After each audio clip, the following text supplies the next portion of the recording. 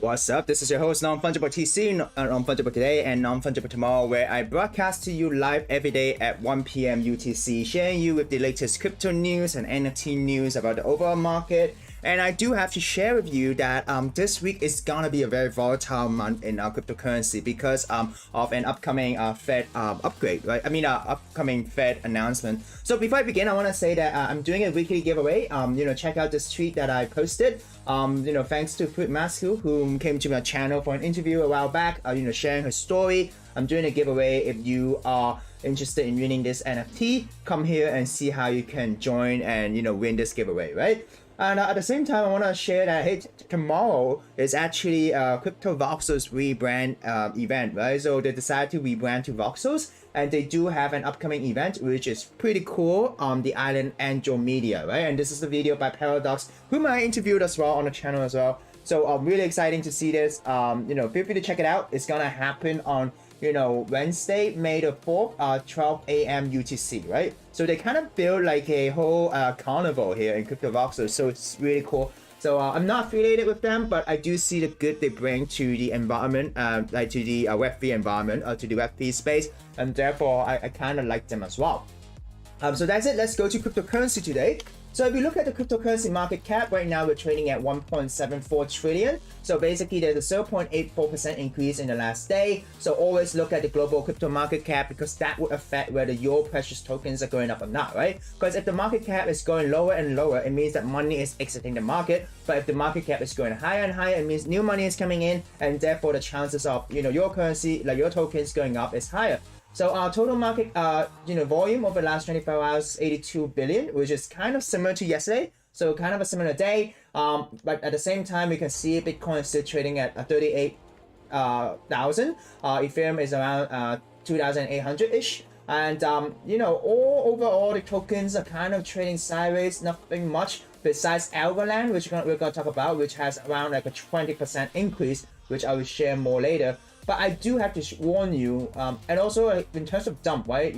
Cronos, which is the crypto.com token, did take a dump as well, which I will share more later.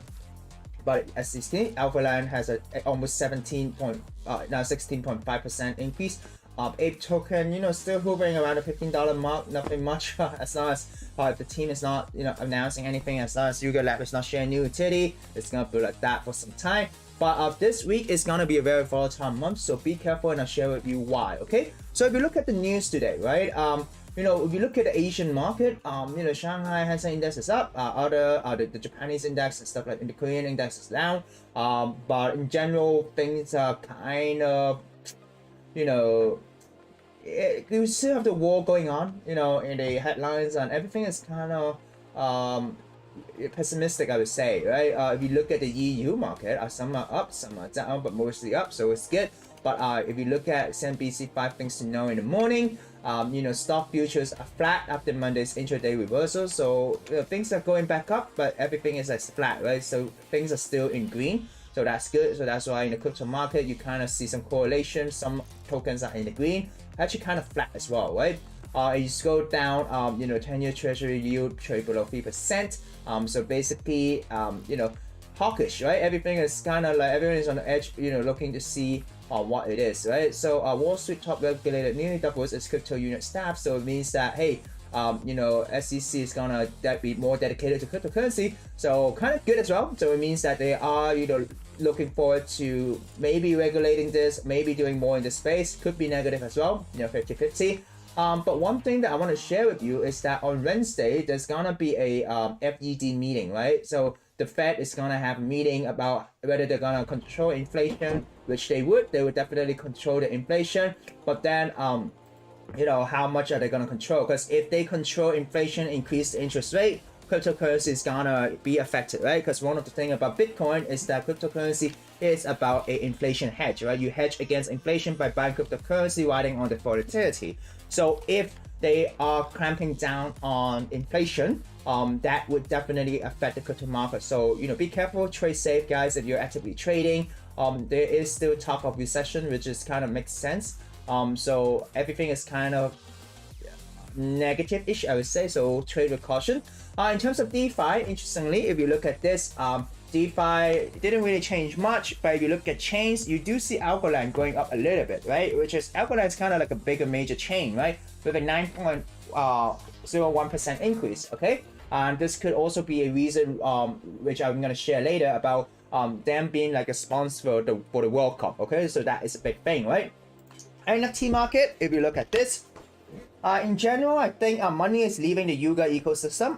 People are selling the other deeds. So right now, the other deeds is trading at 3.65%. I mean, at 3.65 Ethereum, right? So it kind of really reminds you about how volatile crypto is and how narratives can change very quickly. Just a few days ago, this was trading around 6 and 7 Ethereum, right? But now, you know, a lot of new owners getting in, but still at 3.65 Ethereum. Some people think it's a good entry, but those on the floor are actually lands without any resources, right? So this is just like an entry for you to maybe participate in the next 100,000 land deed sale. But as you can see, all Yuga Lab codes is going down. Money is going back to Asuki, which has a 31.6 ETH floor price right now. And the reason for this is that, and also money was going to something, right? Something is actually the Beans collection, which is the kind of like a mutant for Asuki. But, you know, they did announce a video saying that on, you know, May the 5th, there's gonna be something up for the Asuki ecosystem, right? So this explains why, you know, money is pouring in into the Asuki ecosystem. So you can see that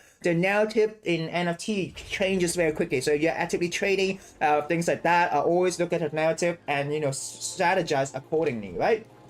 But still some red for other type of projects. But in general, there is some movement in the narrative projects, right? So Murakami Flower Seed, you know, Clone X and so on, right? In general, but this, Cybercoin is still going up quite quickly, right?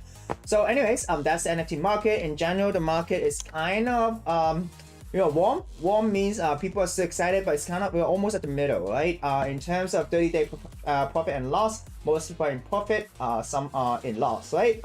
Buyer and seller, kind of more seller than buyers in 24 hours. But as you can see, blue chip index after the Yuga Lab sale, right? Once money, you know, this has happened when the Yuga Lab sale happened, right? But now the money is going back to other blue chips, so you see it going up. Slight retracement 2 days ago.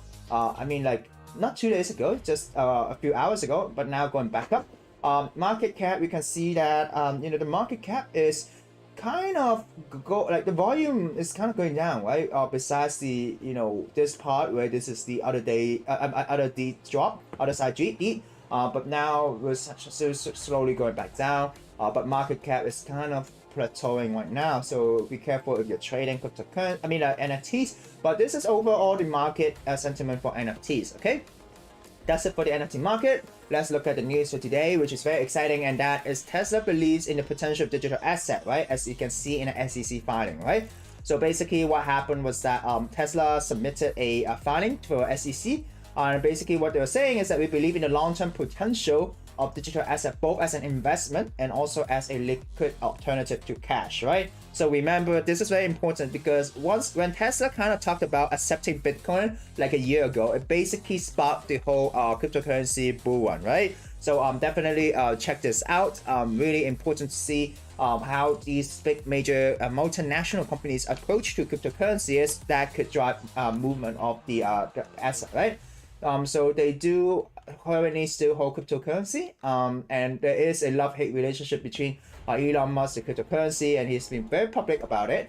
And so basically this is about, you know, the story about how Elon Musk had with crypto, right? March 2021, you know, they brought cryptocurrency. Musk announced that they will be accepting Bitcoin, right? So kind of sparked the bull run, but July 2021, they clarified that if Bitcoin mining is in a more sustainable direction, he would consider adding it as a payment method, which kind of dumped the price as well, right? But back then, he was kind of moving the markets with Dogecoin as well. But he is indeed interested in cryptocurrency, right? Like Web3. Like Tesla now accept payment in Dogecoin on its online shop for select items, right? So, you know, he loves Dogecoin.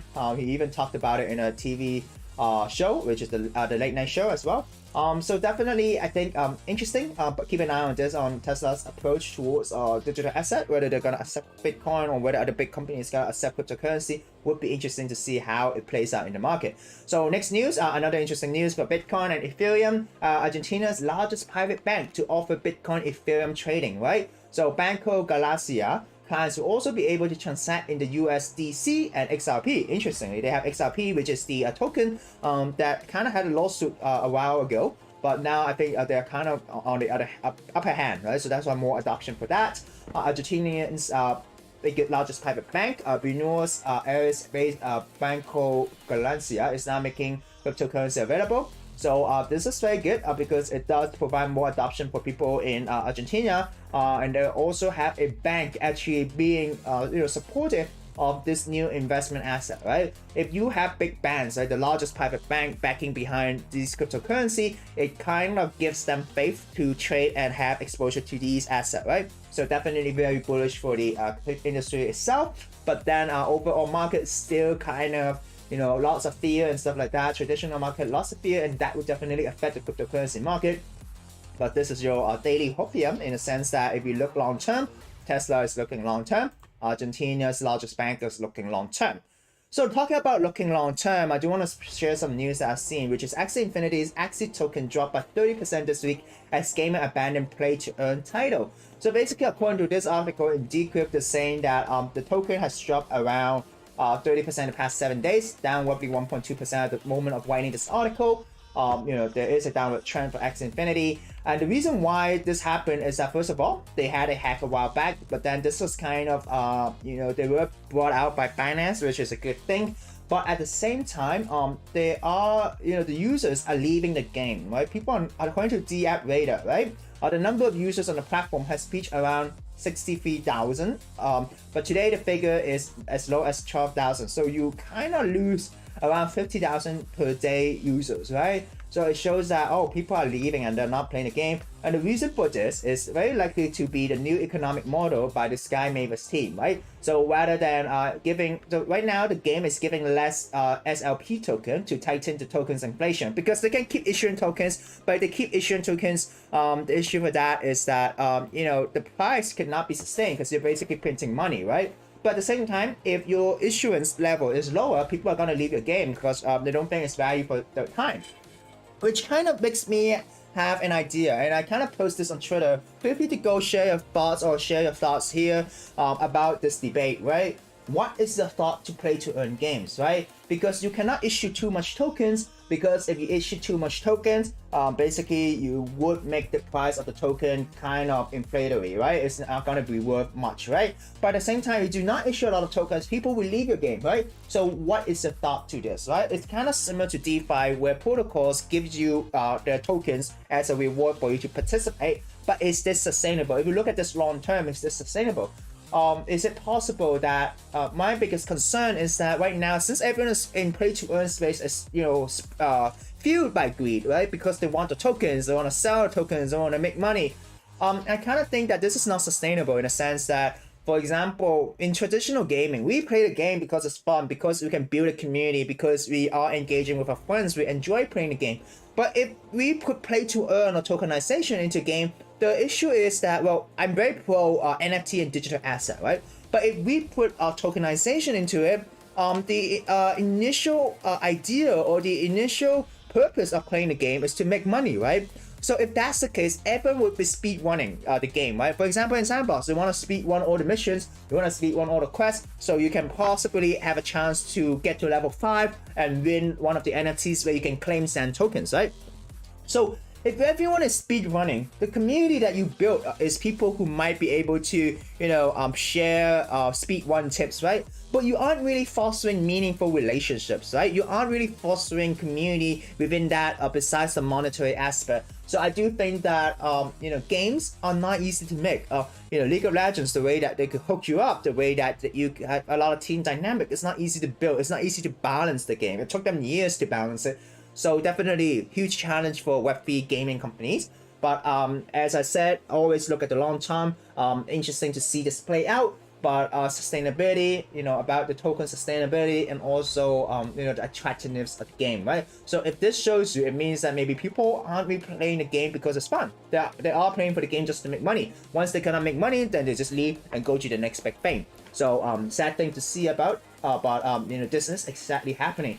So talking about sustainability, Crypto.com's Cronos token purchased 10% to a 6 months low, right? So Crypto.com, the token went to $1 something when they were doing a lot of marketing, they were sponsoring a lot of, they were on a lot of headlines, right? So you kind of see, if a token kind of do a lot of things in the headline, token price tends to go up, which is similar to Algorand, which I'm going to talk about, right? So basically what happened for Crypto.com is that, they dropped over 10% in 24 hours and hit a 6-month low at 0.27. And also the decline comes one day after Crypto.com announced to its user base of over 10 million people in 40 countries that it will be phasing out staking rewards for its Crypto.com Visa card and capping the rewards similar to cashback rewards to lower rates of $25 or $50 depending on the card. So basically, they launch a post, they share the post, and then the post say that, hey, we are going to reduce your staking rewards, we are going to reduce some of the rebates, right? So as you see here, when they were at, the sponsor of the stake was centered in LA, which hit an all-time high at $0.96, right? So right now, but the CEO or management did post something and kind of got some confidence back, but it kind of shows that as the exchange, right, they want to make the token sustainable. They can't keep issuing tokens, right? Of course, that would be great to get user adoption, to get people to hold a token. But if you keep issuing your tokens, it's not going to be sustainable, right? So the whole thing is about the value or the utility of the token. What value or what utility can you provide a token besides staking rewards, right? Because that's the most lazy thing. And the biggest problem with this space is that if everyone is fueled by greed and not, using the utility of the platform, or if there is no utility in the platform, the token prices, you're just printing money. It's even worse than fiat, right? Because it's so much easier to print. And it is important to kind of strike a balance between utility of a specific token and also the inflationary mechanism of the token, right? But it shows you that if everything we only based on greed on the space, it's not gonna push the space forward. These headlines are gonna be more and more common, right? And once we find out that, hey, our token values could dump like this, and without a lot of utility in real life utility, without any growth, this space is not going to be sustainable. And that's the reason why I kind of use a different approach in my videos. I want to educate people about the space, right? I want to educate you about the fundamentals of the space, rather just FOMO for the next 100x. How many 100x can we have when the market becomes more development, right? But how many 3A, 4A team that we can find as this market grow, right? You want to encourage talents. You want to encourage people who are indeed building and making something like life better, right? For example, I kind of like Cardano in a way. Like, I'm not showing the tokens though, but I like how they have this approach of unbanking the bankless, right, in Africa, right? They're doing a lot of stuff, building infrastructure, also world mobile, providing data for them. So that is something that I could stand behind, right? Compared to a lot of these inflationary tokens where there is no exact utility, or you're not making the world a better place, right? So anyways, moving on, Algorand. The price of Algorand kind of pumped up, around 17-ish%, not 19-ish%. But now it's slowly going back, and the reason for that is that FIFA, the soccer's governing body, locked in Algorand as the official blockchain partner before the World Cup competitions that starts in November in Qatar. So basically, Algorand would be the regional supporter for the World Cup in North America and Europe, and an official sponsor for the Women's World Cup Australia and New Zealand next year. And the agreement comes a week after CryptoExchange.com became a sponsor for the 2022 World Cup, right? So a lot of interesting. So we were basically seeing a replication, right? Algorand sponsor, boom, goes up, issuance and stuff like that. We're seeing a repeat of this in a sense. So basically, they're gonna be the official blockchain supported wallet for FIFA for what is sponsorship technical partnership deal. Is it possible they're gonna launch NFTs or souvenirs for that? We don't know, but it is definitely exciting to see how Algorand is gonna add value to the FIFA partnership, right?